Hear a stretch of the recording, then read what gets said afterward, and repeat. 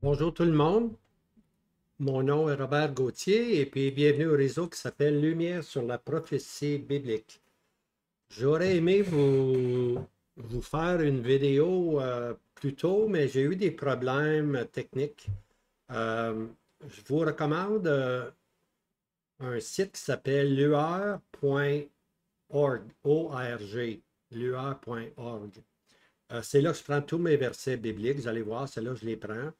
Et puis, je peux aussi faire une recherche, disons Romains 8, verset 1, et puis ils vont me donner le verset, ou Romains 8, verset 1 à 10, ils vont me donner les versets. Puis là, il faut juste les copier tout simplement.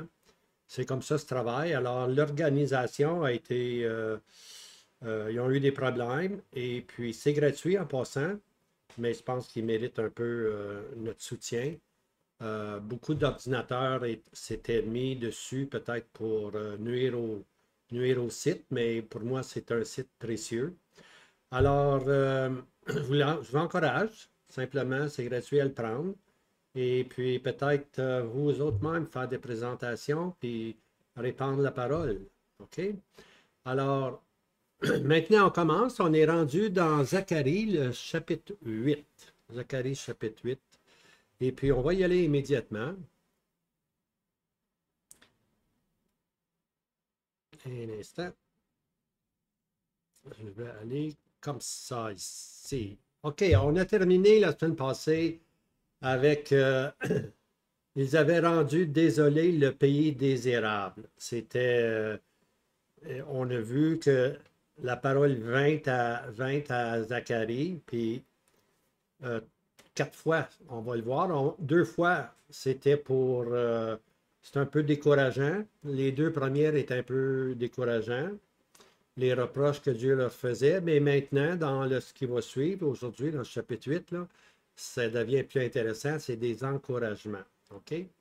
Alors, on est parti d'un peuple qui avait rendu le pays désirable désolé, et puis on s'en vient maintenant à un autre, au chapitre 8, que j'ai intitulé Encouragement. OK? Zacharie, chapitre 8, c'est le vidéo numéro 11.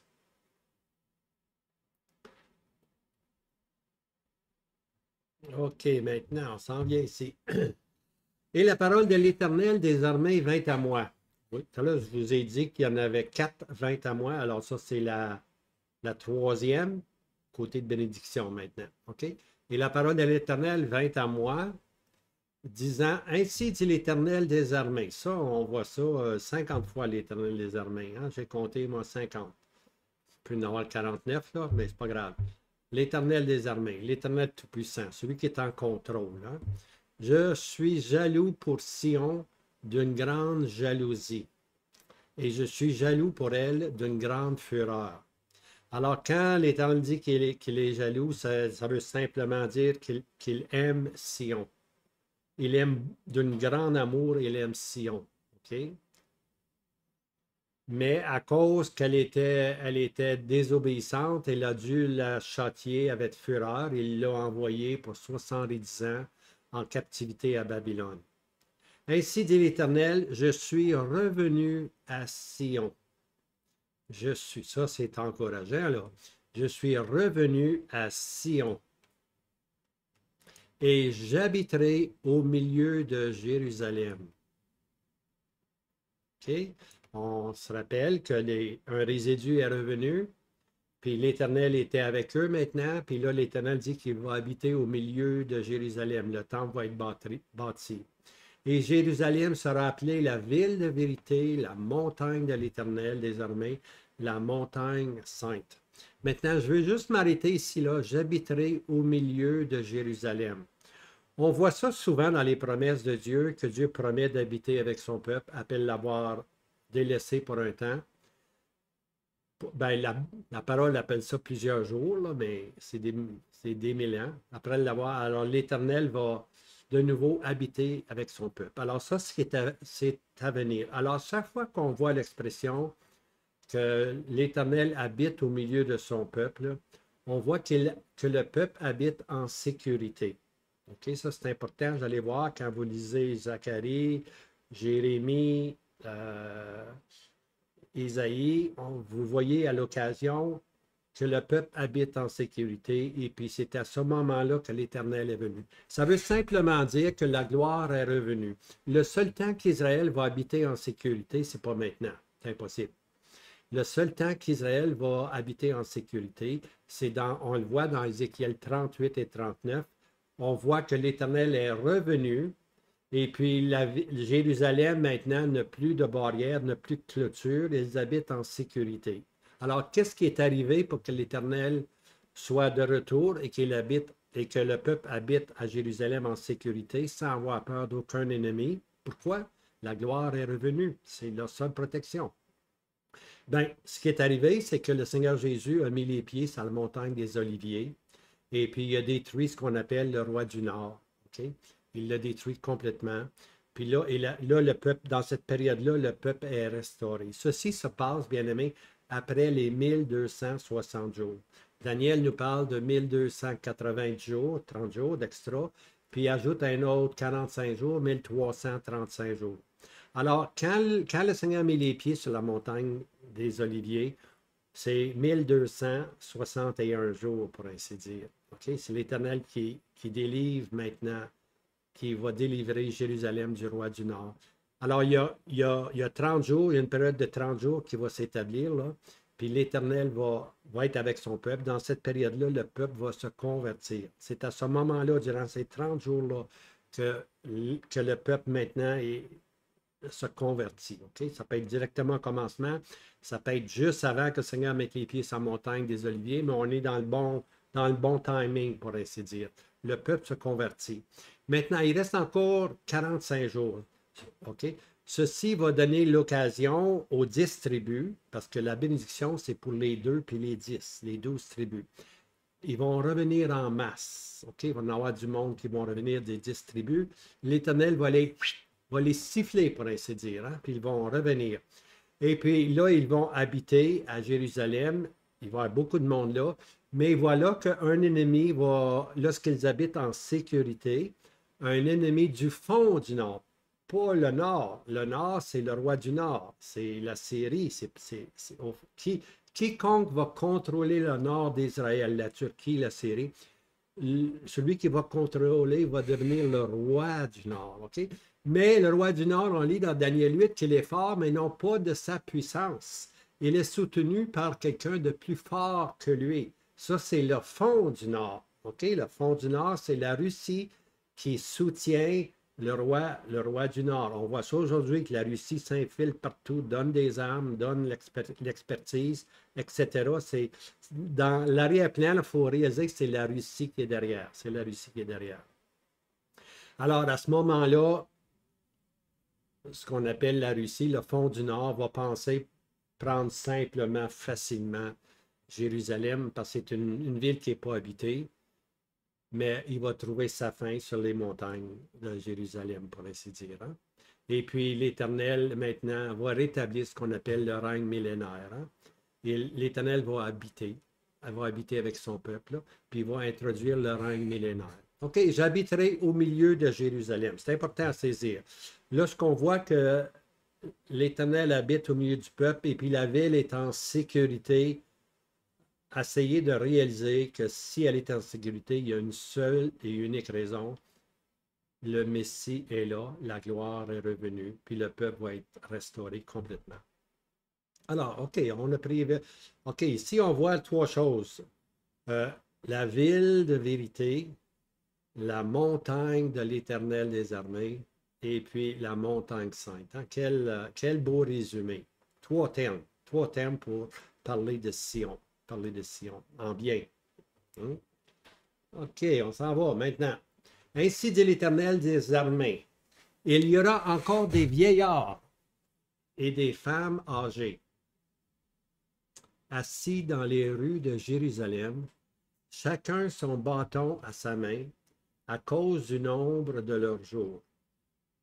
Et les places de la ville seront pleines de jeunes garçons et de jeunes filles jouant dans ces places. Alors, c'est l'Éternel des armées qui parle. Il nous emmène dans ce qu'on appelle le règne millénaire, lorsque Christ va régner pendant 1000 ans sur la terre. Hein? Pendant 1000 ans, les gens ne mourront point. à moins qu'il soit publiquement injuste, OK? Comme il va y avoir, oui, il va y avoir du monde là, qui vont être injustes aussi durant le millénium, pas la première génération, mais les enfants qui vont venir, les générations des générations des générations des générations. Alors, il va y avoir parmi eux des gens qui vont vouloir s'opposer, mais s'ils ne le font pas publiquement, ils vont vivre longtemps. Ils vont vivre 1000 ans au moins. Mais au bout de 1000 ans, on voit dans Apocalypse 20 un autre Gog puis Magog, mais cette fois-ci, c'est les quatre coins du monde, hein. Satan est, Satan est relâché. Puis là, tous ceux dans le millénium qui étaient des hypocrites, hein, qui ont agi hypocritement, qui se sont soumis au règne de Christ, à ce moment-là, vont se joindre à Satan et puis ils vont être jetés dans les temps de feu, tout simplement. OK? Mais ici, on parle du beau côté.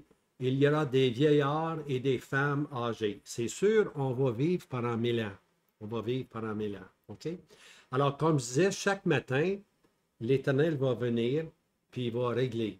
S'il y a des gens qui ont été publiquement injustes durant la nuit ou durant le jour, l'Éternel va les reprendre. Mais il va y avoir beaucoup, beaucoup d'hypocrisie qui va se passer. C'est surtout les nations qui vont agir comme ça. Israël va avoir une bénédiction spéciale parce que c'est dit que de génération en génération, de fils en fils, de fils en fils, de fils en fils. Et alors Israël, lui, ne deviendra plus injuste complètement. Non, Israël va être sauvegardé. C'est une bénédiction spéciale. C'est une entente que Dieu va faire avec eux. Il va mettre dans leur cœur l'entendement puis la loi. Et puis, eux ne seront pas hypocrites. Eux vont être véridiques. Alors, eux, ils n'en perdront aucun, mais ce sont les nations qui vont naître durant le millénium qui vont, qui vont à un moment donné, être jugées. Okay? Parce qu'ils n'ont pas voulu un règne de justice pendant 1000 ans. 1000 ans, pas de guerre, imaginez-vous.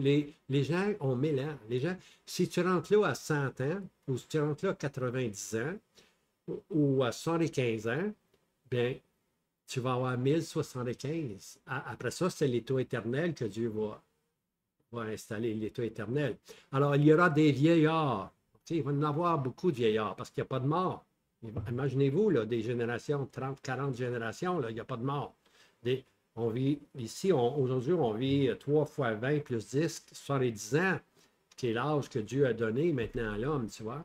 À cause de la médecine, on se rend à 80, des fois on se rend à 90, mais on ne se rend pas à 1000 ans, 1080, tu vois. Il y aura des vieillards et des femmes âgées. Alors, c'est sûr, il va y avoir beaucoup de monde âgé, assis dans les rues de Jérusalem. Alors, ouais, aujourd'hui, tu ne t'assis pas dans les rues de Jérusalem. Voyons donc. C'est trop dangereux aujourd'hui avec tout ce qui se passe alentour. Mais là, ça va être un règne de paix. Ils vont être assis dans les rues de Jérusalem. Chacun son bâton à la main. Ça, je souligne ça ici. Chacun son bâton à la main. Voyez-vous, la parole de Dieu ne donne pas tout dans un chapitre. Il faut connaître la parole de Dieu parce qu'on chaque fois que Dieu donne, il donne toujours des choses nouvelles. Un petit peu ici, un petit peu là. Puis la lumière se fait. Ici, remarquez bien, chacun son bâton dans sa main à cause du nombre de leurs jours. Aujourd'hui, une personne âgée a un bâton dans ses mains vers 80, à l'âge de 80. Mais là, ça va peut-être à l'âge de 800 ou de 900. Alors, même lorsqu'ils vont, ils vont vieillir naturellement, mais ils ne meurent pas. Ils ne meurent pas, il n'y a pas de cancer, il n'y a pas de maladie, là. C'est le règne de Christ. C'est dit que les arbres vont être là pour leur guérison. Alors, il va y avoir un phénomène extraordinaire.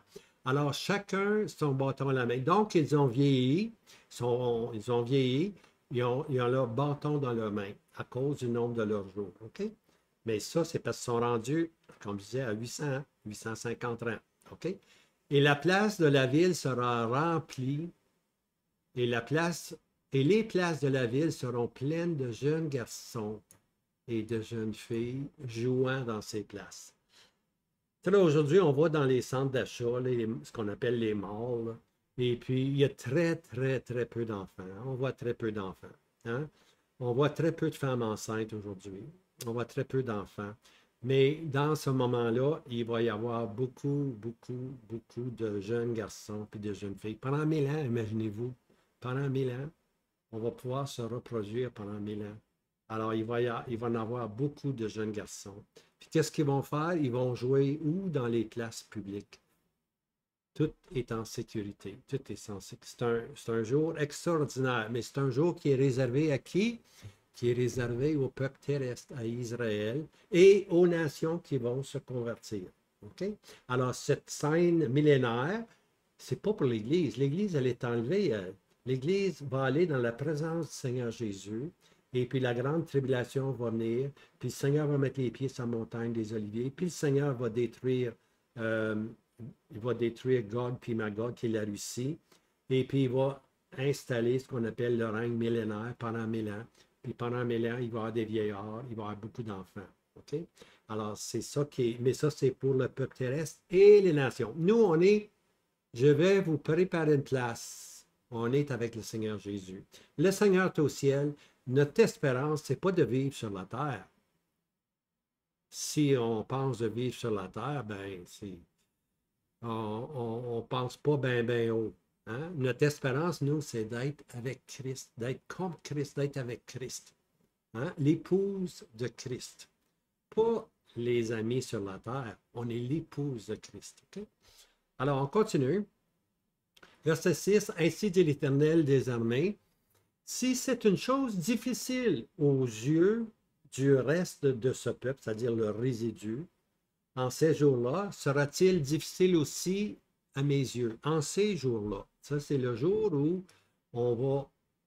le temple va être vraiment rebâti, ou en ces jours-là. Présentement, il bâtissait le temple de l'Éternel. Ça leur a pris beaucoup de temps. Dieu leur a dit qu'ils étaient très négligents. Ils s'occupaient davantage de leur maison que des choses de Dieu. Je pense que ça nous parle beaucoup. Hein? Alors, mais en ces jours-là, lorsque le temple va être de nouveau rétabli, lorsque le millénium va être là, est-ce que ça va être difficile à mes yeux? Il n'y a rien. Il n'y a pas rien impossible. Il n'y a pas rien de difficile pour l'Éternel. L'Éternel peut introduire le règne millénaire comme il veut, quand il veut. Ainsi dit l'Éternel des armées, voici, je sauve mon peuple du pays du Levant. Ça, c'est le pays de l'Est, où sont tous les ennemis d'Israël présentement, les voisins, tous les pays arabes, tous les pays musulmans qui veulent détruire. Alors, il va les sauver du pays de l'Est et du pays du coucher du soleil. Ça, c'est l'Ouest. Hein? C'est l'Ouest avec la bête qui va vouloir contrôler tout le monde. Alors, eux aussi, la bête va être détruite, puis les ennemis d'Israël vont être détruits aussi. OK? Et je les amènerai, et ils demeureront au milieu de Jérusalem, et ils seront mon peuple. Ah, voici, je n'avais pas vu ça. Mon peuple.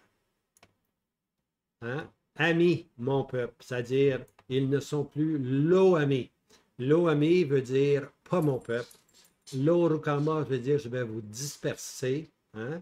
Je vais vous disperser. Puis l'Orukama veut dire je n'userai plus de miséricorde. Jisraël veut dire disperser, je vais vous disperser. On lit ça dans le livre de Osée, le chapitre 1. On voit les trois thèmes, puis on voit qu'Israël est mis de côté. OK? Prends-toi une femme prostituée, dit-il au prophète. Le prophète doit rentrer dans ce que Dieu ressentait vis-à-vis Israël infidèle, Israël perfide. OK? Et moi, je serai leur Dieu. Ils seront mon peuple et moi, je serai leur Dieu en vérité et en justice.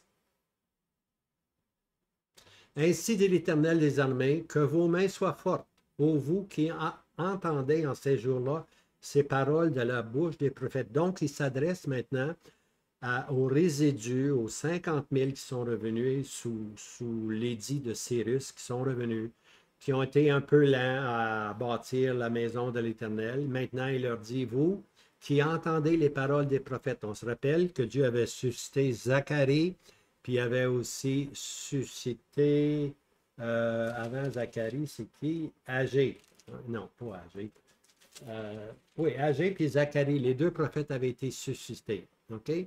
Alors, quand il dit par la bouche de mes prophètes, il parle de Agé et Zacharie. Les deux ont été comme les deux prophéties ont été comme 3 mois d'espace. Ils étaient contemporains, les dieux. Ils étaient là, puis ils parlaient au peuple. Au jour de du fondement de la maison de l'Éternel des armées, a été posé pour bâtir le temple. Alors, les prophètes étaient là lorsqu'on a commencé à bâtir le temple. Lorsque les prophètes sont sortis de nouveau, ils ont été encouragés, ils ont été réveillés de leur paresse, de leur stupeur, simplement, ils étaient trop occupés avec leurs propres choses. Les prophètes sont arrivés. À partir de ce moment-là, ils ont de nouveau recommencé à bâtir le temple. Et puis, dans la deuxième année du roi, il est arrivé un édit, une loi qui disait bâtissez l'Éternel, mais il avait déjà commencé sous les prophètes. OK? Mais maintenant, Dieu aide, les autorités viennent les soutenir. Et puis, c'est la deuxième année du roi Darius. Et puis, finalement, dans 4 ans, à la 6e année du roi Darius, la maison va être complétée. OK? On a vu au chapitre 7 qu'on était rendu à la 4e année. OK? Car avant ces jours-là, il n'y avait point de salaire. Là, on retourne dans les premières années lorsqu'ils ont essayé de bâtir. Il n'y avait point de salaire pour les hommes. Ben non, il n'y avait personne pour les aider. Il n'y avait point de salaire pour les bêtes. Il n'y avait point de paie pour celui qui sortait, ni pour celui qui entrait. Alors, ceux qui entraient et qui sortaient pour bâtir la maison de l'Éternel, ben, c'était un paquet de problèmes qu'ils avaient. Les ennemis, les Samaritains, les nuisaient puis les attaquaient. Il n'y avait point de paix pour eux. Tout était de la détresse. OK? Et je lâchais tout homme, chacun contre son prochain. Non seulement il y avait la détresse des ennemis, qui étaient les Samaritains, qui ne voulaient pas qu'on rebâtisse de nouveau la maison de l'Éternel, hein, mais entre eux-mêmes, chacun contre son prochain. Entre eux-mêmes, il y avait de la chicane, il y avait de la bataille. Ça allait mal. Les gens, ils pensaient, ils bâtissaient, mais ils ne pensaient pas à l'Éternel. Ils ne pensaient pas à l'Éternel. Verset 11. Et maintenant, je ne serai pas pour le reste du peuple comme dans les premiers jours, dit l'Éternel. Alors, les premiers jours, c'est les jours où il y avait beaucoup de souffrance, beaucoup d'ennemis, les Samaritains, puis entre eux, ils se battaient, il n'y avait pas de salaire. Alors, l'Éternel dit, je ne serai pas pour le reste de ce peuple, le résidu, c'est-à-dire comme les premiers jours, dit l'Éternel des armées, car la semence prospérera. Ah, on va semer, puis on en récolte. Les vignes donneront son fruit, et la terre donnera ses produits, et les cieux donneront leur rosée, et je ferai hériter au reste de ce peuple toutes ces choses. Alors, le reste de ce peuple, c'est le résidu. OK? Le résidu. Maintenant, c'est important de réaliser qu'il y avait un résidu. La masse était demeurée à Babylone. Un résidu était venu. OK? Maintenant, dans la prophétie, Israël, qui est là présentement depuis 1948, c'est un retour patriotique. Ils ne sont pas le résidu. S'il y en a qui se convertissent parmi eux, ben, ils font partie de l'Assemblée du Dieu vivant. OK? Mais il va y avoir plus tard un résidu qui vont passer par la grande tribulation. OK? Alors, on l'appelle le reste de ce peuple. Ce résidu va être fidèle. Il va chercher à marcher avec les paroles et les enseignements de l'Éternel. Un peu comme on lit dans Luc chapitre 2, il y avait un petit résidu, hein, des Marie, des Marthe, des Siméon, hein, d'Élisabeth. Alors, il y avait un petit résidu. Alors, lorsqu'on regarde dans la prophétie future, il va y avoir un petit reste du peuple, un petit résidu. Hein? Un petit résidu. Je pense que le résidu va se limiter à peu près 10% de toute la population. Hein? La dîme, 10%. Hein? Il arriva que, comme vous étiez une malédiction parmi les nations, maison de Juda et maison d'Israël, alors les deux sont mentionnés ici. Maison de Juda, les 2 tribus, maison d'Israël, les 10 tribus qui sont dispersées, que l'Éternel va siffler. Ensemble, ils vont être introduits. Hein? Ils vont être introduits dans le règne millénaire. Je vous sauverai et je serai une bénédiction. Ne craignez point que vos mains soient fortes. C'est un autre encouragement maintenant. Continuez à bâtir le temple. Arrêtez pas. Hein? Arrêtez pas. Car ainsi dit l'Éternel des armées, comme j'ai pensé à vous faire du mal, là, au commencement, là, l'Éternel avait pensé leur faire du mal. Quand vos pères m'ont provoqué à la colère, dit l'Éternel des armées. Là, on parle d'Israël avant d'aller en captivité. Les pères avaient provoqué à la colère. Hein? Mais, et je me suis repenti. Et je me suis repenti. OK? Ça veut dire repentir, ça veut dire changer d'idée. L'Éternel avait été provoqué à la colère, puis l'Éternel aurait pu tout anéantir ça, puis choisir un autre peuple, mais il s'est repenti, il a changé d'idée, pour ainsi dire. Et j'ai pensé de nouveau en ces jours-là, et j'ai pensé de nouveau. Ah, l'Éternel qui dit non, non, je ne vais pas les détruire. Je vais user de grâce, je vais user de miséricorde. Hein? Je vais penser de nouveau en ces jours-là à faire du bien à Jérusalem, à la maison de Juda. Ne craignez point. Ce sont ici les choses que vous ferez. Alors là, il leur parle ce qu'ils devaient faire. Parlez la vérité chacun à son prochain. Arrêtez d'être perfide. Arrêtez de faire des mensonges. Arrêtez des demi-vérités. Parlez la vérité chacun à son prochain. Jugez selon la vérité. Hein? Prononcez un jugement de paix. Soyez juste. Hein? Laissez faire les enveloppes brunes, hein, les cadeaux pour acheter des gens. Hein? Tout ceci se passe dans vos portes. Ne méditez pas le mal. Pensez même pas au mal. Chacun dans vos cœurs, chacun contre son prochain. N'aimez pas les faux serments. Hein, les faux serments. Les gens juraient par l'Éternel, par la maison de l'Éternel, mais c'était des mensonges. Car toutes ces choses-là, je les hais, dit l'Éternel. Hein? Romains 11, 29. Je vais juste expliquer un peu ce que ça veut dire. Je me suis et je ne m'en suis pas repenti. OK? Alors, il n'a pas voulu leur faire du tort, comme il l'avait pensé. Alors, ici, dans Romains 11, 29, on lit ceci. Car les dons de grâce et l'appel de Dieu sont sans repentir. La question était, est-ce que Dieu a abandonné son peuple? Qu'ainsi n'advienne, dit Paul. Qu'ainsi n'advienne. Non, Dieu n'a pas abandonné. Pour un temps, Israël est mis de côté. Depuis 2000 ans, Israël est mis de côté. 1948, Israël est mis de côté. Ce n'est pas le résidu qui est là. C'est un retour patriotique. Ils ne se sont même pas tournés vers Dieu encore. Okay? Alors, ils sont incrédules. Ils vivent sont incrédules. Okay? Car les dons de grâce et l'appel de Dieu sont sans repentir. Donc, Paul répond par ce verset-là en disant que Dieu ne change pas d'idée. Dieu va bénir son peuple. Voyez-vous la petite étoile, là?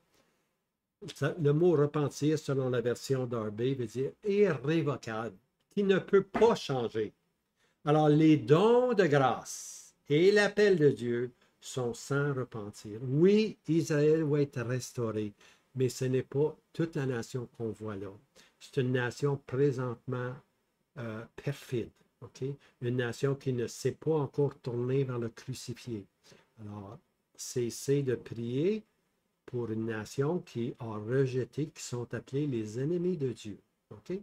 On peut prier pour le résidu qui se convertit, les Juifs messianiques, on peut prier pour eux. Mais Israël doit passer par une grande tribulation, ce sont les voies de Dieu. Dieu a promis une tribulation qu'il n'y en a pas eu. Puis nous, on prie qu'il n'y ait pas de tribulation. Non, ça va aller de plus en plus mal en Israël, de plus en plus mal dans le monde, bien-aimés. Franchement, là, écoutez la parole de Dieu. Fiez-vous à la parole de Dieu. La parole de Dieu dit qu'Israël doit passer par une grande tribulation telle qu'il n'y en a jamais, jamais eu sur la terre. C'est de prier qu'il n'y ait pas de tribulation pour eux. Au contraire, il doit y avoir la tribulation. C'est par la tribulation qu'ils vont se tourner vers le crucifié. Les souffrances sont tellement intenses, telles qu'on n'a jamais vu, jamais entendu. C'est à ce moment-là qu'ils vont se tourner. Okay? Quand le roi du Nord va arriver, là, puis il va prendre Jérusalem, Zacharie, on va le prendre dans Zacharie 14, verset 2. Quand le roi du Nord prend la ville de Jérusalem, les femmes sont violées, la moitié de la ville va en captivité. Hein? Dans cette période-là, pas longtemps après, on va voir qu'Israël va se convertir. OK? Israël ne se convertit pas dans les premiers 1260 jours qu'on appelle la Grande Tribulation. Ils se convertissent après que le roi du Nord a saisi Jérusalem. Après ça, il est allé sur l'Égypte. Après ça, il revient. Puis là, qu'est-ce qui arrive lorsqu'il revient? Le Messie met les pieds sur la montagne des Oliviers. Hein? Le peuple, à ce moment-là, est converti, se convertit.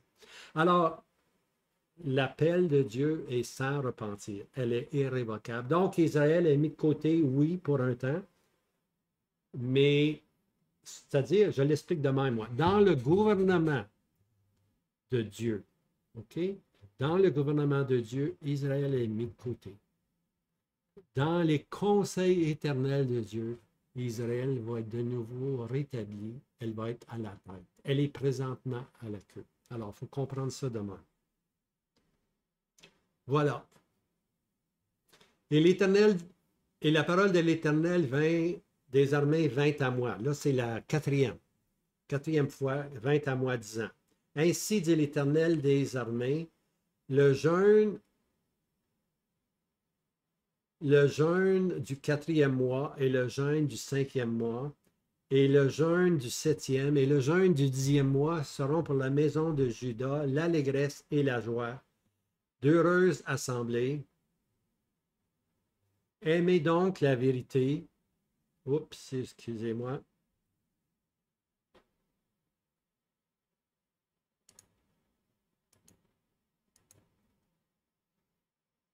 Aimez donc, parce que là, il y a quelque chose qui est apparu là, dans mon coin, là, puis je veux l'enlever, mais d'accord.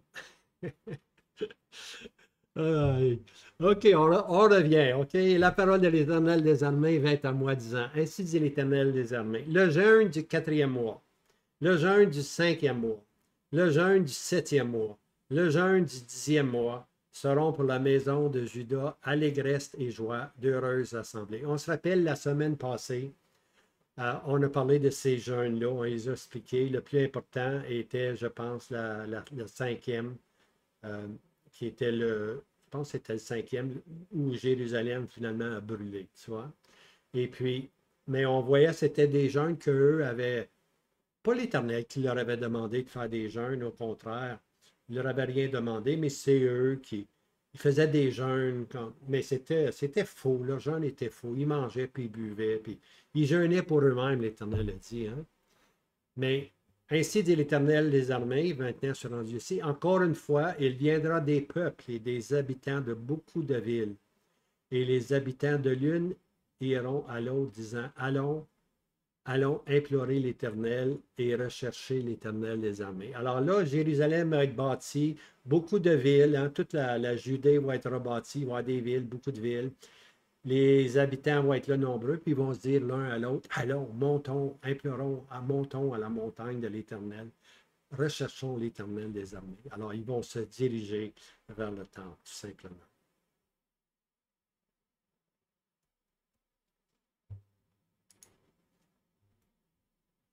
Et verset 22. Moi aussi j'irai.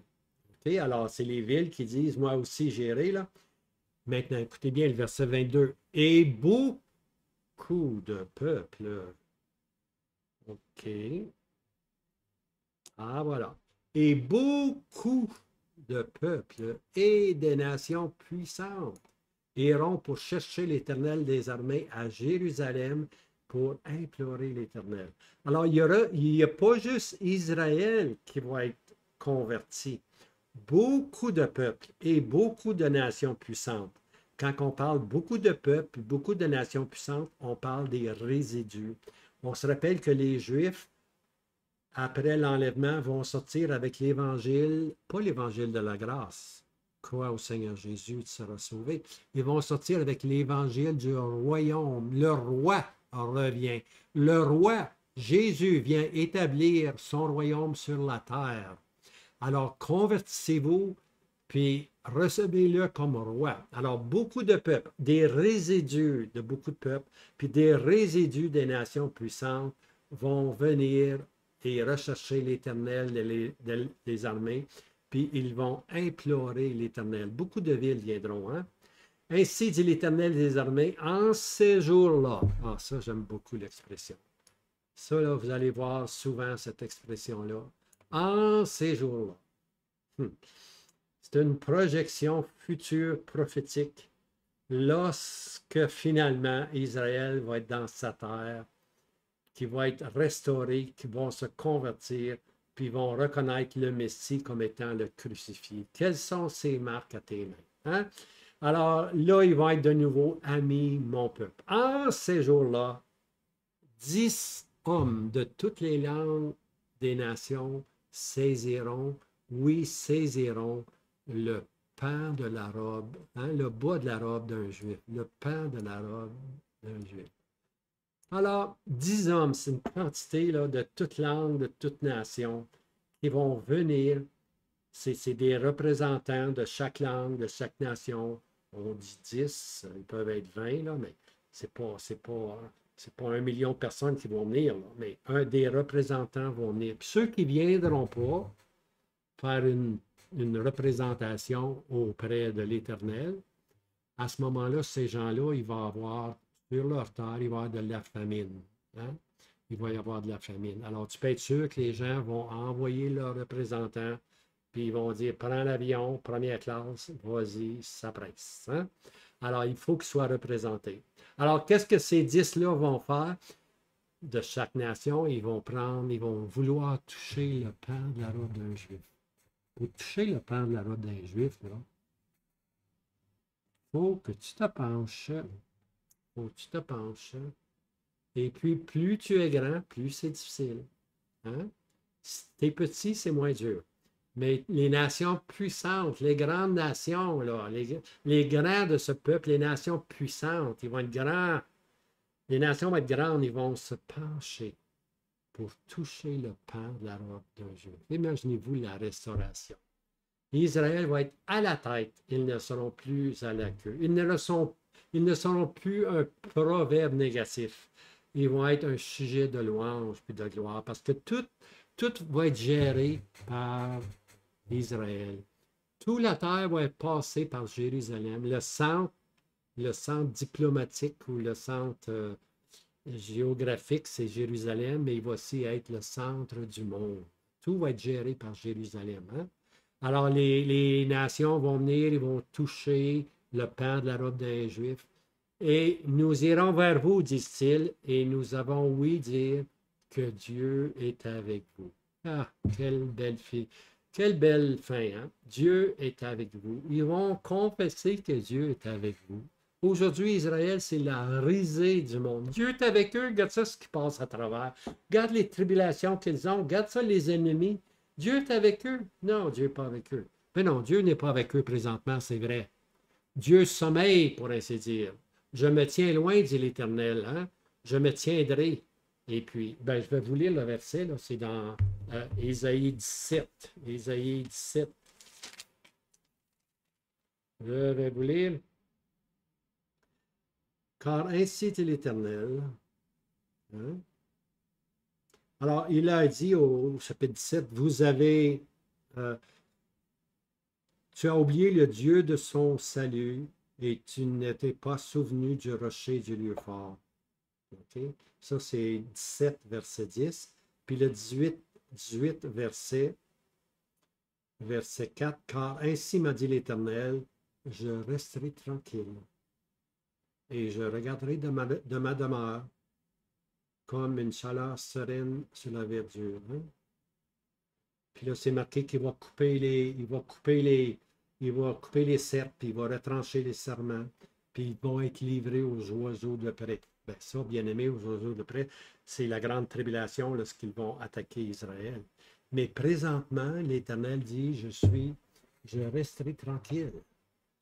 Alors Dieu, dans son gouvernement, laisse aller les choses. Ah oui, il contrôle. Dieu est souverain, voyez-vous. Les nations, là, les 4 chars qui se promènent, sont en 2 montagnes d'airain. Dieu est en contrôle. Il laisse aller les choses. Hein? Et puis, les choses se passent comme Dieu le veut, tout simplement. Et puis, Israël passe par des moments très, très difficiles. Puis, il n'y a personne. Éventuellement, il va y avoir personne qui va les aider. Hein? Toutes les nations, on lit dans les évangiles que Israël sera haï de toutes les nations. toutes les nations. Je pense que c'est Matthieu 24. Ils sont haïs de toutes les nations. On n'est pas rendu là encore. Là. Il y a des nations qui aident Israël encore de nos jours, mais l'apogée, c'est qu'à un moment donné, ils vont être haïs de toutes les nations. Puis on voit aujourd'hui que le soutien pour Israël là, est en train de s'éloigner, s'éloigner, s'éloigner. Hein? Et puis, mais c'est comme ça que ça doit aller, bien aimé. Ça doit aller de même. Il doit venir pour ce peuple terrestre une grande, grande tribulation. Et pour nous, qu'est-ce qu'on fait, nous? Bien, nous, on n'attend pas la grande tribulation. On ne fait pas partie de la terre. On est un peuple terrestre. On attend la venue du Seigneur Jésus. Si on meurt, mourir, c'est un gain, c'est être avec Christ. Puis l'autre choix, c'est qu'on va être enlevé. Dans un instant, dans un clin d'œil, on va avoir un corps glorieux. On ne passera même pas pour la mort. Consolez-vous les uns les autres par ces paroles. Quelle espérance chrétienne, bien-aimés. N'êtes-vous pas contents d'être des chrétiens, hein? D'être des enfants de Dieu, d'avoir reçu le Messie comme votre sauveur, hein? Et puis de savoir que l'Éternel prend soin de vous. Hein? On est, bien-aimés, sur un terrain ferme. Hein? Le Seigneur a accompli un salut éternel. Tu sais, quand on dit éternel, là, ça n'a pas de commencement, puis ça n'a pas de fin. Alors, votre salut n'a pas de commencement, c'est la même vie de Christ qu'on a. Et puis, la vie de Christ a-t-elle une fin? Non, il est ressuscité. Alors, la vie éternelle que nous avons n'a pas de commencement, n'a pas de fin, mais elle nous permet de connaître Dieu, le Père du Seigneur Jésus, comme notre Dieu et notre Père. Et ainsi, nous plions les genoux devant le Dieu et Père de notre Seigneur Jésus. Amen.